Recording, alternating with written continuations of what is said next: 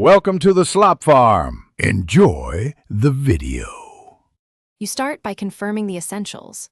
A 4 GHz Wi-Fi network and the network password.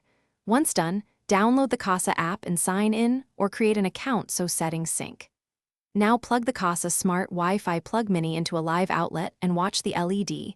Blinking means it's ready to pair.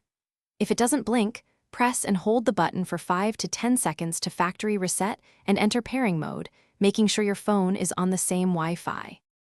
In the Kasa app, tap Add Device and choose the mini plug model. The app guides the rest.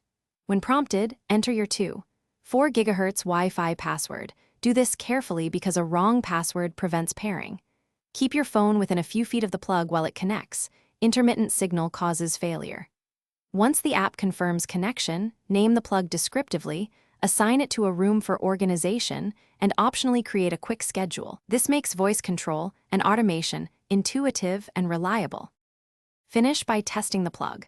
Toggle it in the app, then try a voice command if integrated with Alexa or Google Assistant to ensure everything responds.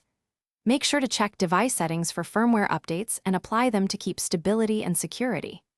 If the plug still misbehaves, perform a factory reset by holding the button until the LED blinks amber and white, then redo pairing.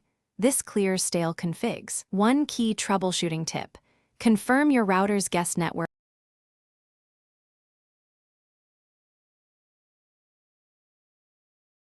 Thanks for watching.